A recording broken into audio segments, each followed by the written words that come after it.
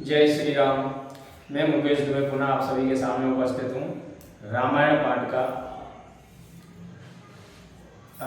अयोध्या कांड का भाग तीसरा। अभी तक आपने सुना कि प्रभु श्री राम जी के लिए राज्याभिषेक के लिए दशरथ जी गुरु वशिष्ठ जी के पास जाते, गुरु वशिष्ठ जी उनको आज्ञा देते कि बिल्कुल समय अच्छा है और राज तिलक कर दीजिए। तो दशरथ जी सभी मंत्रियों और सभी समाजजनों से कहते हैं कि बाजार की सजावट कर लीजिए, प्रभु श्री राम जी का राजकाज है। तो चाहिए अब जुड़ते हैं कि ध्वज पताक तोरण कलशो सजहु तुरगे रत्नाक और सिर धर मुनिवर बचन सबो निज निज काज ही लाग लगन श्री रामचंद्र शंकर हरिओम। झंडे झंडिया तोरण कलश घोड़े रथ और हाथियों को सजाओ। सब लोग मुनिवर वशिष्ठ जी के वचनों को मानकर अपने अपने कार्य में लग गए कि जो मुनि सजहि आय सो दीना सोते का जो प्रथम जन कीना प्रसाद सुर पूजत राजा करत राम हित मंगल काजा। मुनीश्वर वशिष्ठ जी ने जिसको जो आज्ञा दी वह उस कार्य को शीघ्रता से करने लगा। दशरथ जी ब्राह्मणों संतों और देवताओं को पूजते हैं और राम के हित के लिए मंगल कार्य को करते हैं कि सुनते राम अभिषेक सुहावा बाजिगा गए अवध बदावा राम सिय कन सगुन जनाए हर कहीं मंगल अंग सुहाए। श्री राम जी के राज तिलक का समाचार सुनते ही अयोध्या में घर घर बधावे बजने लगे। राम और सीता के शरीर में शकुन होने लगे तथा उनके दाहिने और बाएं अंग फड़कने लगे कि पुल के सप्रेम परस पर कहे ही भरत आगमन सूचक आई भये बहुत दिन अति अवसेरी सगुन प्रतीत भेंट दिए केरी। राम सीता प्रसन्न परस्पर कहते हैं कि ये शकुन भरत जी के आगमन के सूचक है। बहुत दिन हो गए बड़ी प्रतीक्षा की, अब ये शकुन विश्वास दिलाते हैं कि प्रिय की भेंट होगी कि भरत सरस प्रिय को जग माही यह सगुन फल दूसर नाई राम बांधु सोच दिन राती अंडन कमट हृदय जय बाती। भरत के समान संसार में कौन प्यारा है, शकुन का यही फल है, दूसरा नहीं। श्री रामचंद्र जी को भाई की चिंता रातों दिन जैसे कछुए के हृदय में अंडों की रहती है कि यही अवसर मंगल परम सुनित रहे से निवास और सोबत लख वेद बढ़त जनो भारत बीच विलास लखन श्री रामचंद्र शंकर हरिओम। उस समय यह परम मंगलमय समाचार सुनकर राजमहल हर्ष से दौड़ा। वह ऐसा जान पड़ता था जैसे पूर्णिमा के चंद्रमा को देखकर समुद्र की तरंगों का विलास बढ़ता है कि प्रथम जाय जिन वचन सुनाए भूषण बसन बूरे दिन पाए प्रेम पुलक तन मन अनुरागी मंगल कलश सजन सब लागी। रनवास में जिन्होंने पहले यह समाचार सुनाया उन्होंने बहुत से आभूषण वस्त्र पाए।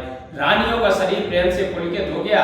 सब मांगलिक साज सजाने लगी कि चौके चार सुमित्रा पूरी मणिमय विविध भांति अतरूरी आनंद मगन राम महतारी दिए दान बहु प्रियकारी।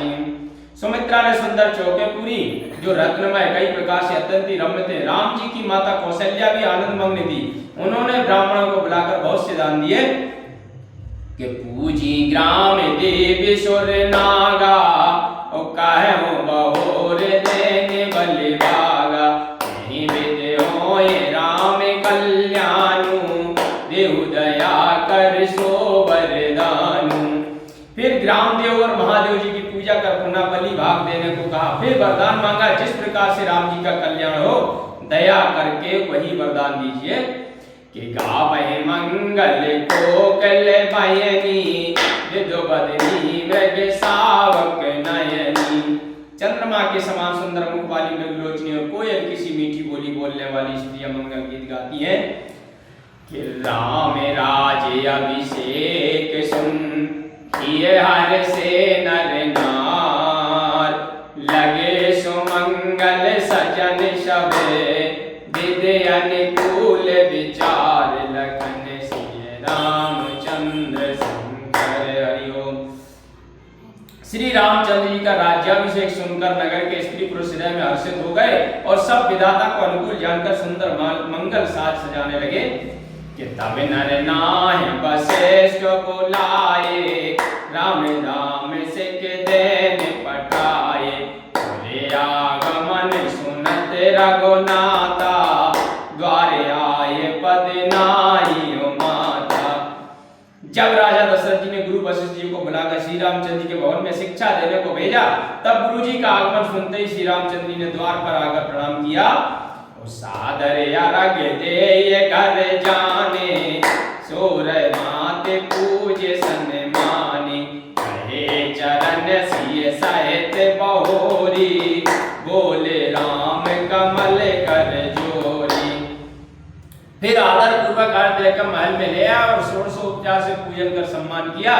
फिर सीता जी के साथ पुनः चरण स्पर्श किया और कमलबद्ध हाथों को जोड़कर बोले कि सेवक सदन स्वामी आगमनु, मंगल मूल अमंगल दमनु, तदपि उचित जन बोल सप्रीति, पठिए काज नाथ असनीति।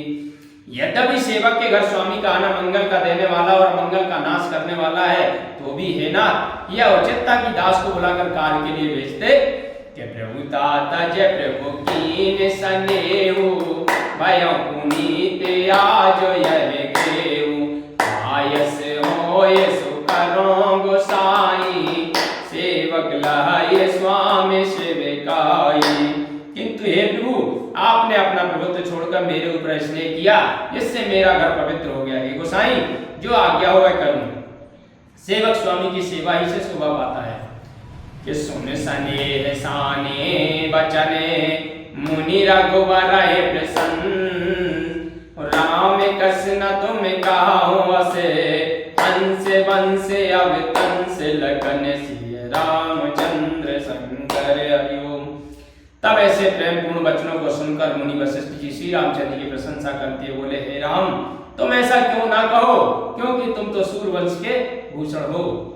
कि बरन राम गुणशील स्वभाव, बोले प्रेम पुलक मुनि राव, खूब सजो अभिषेक समाजो, चाहत देन तुम्हारे जो बेराजो।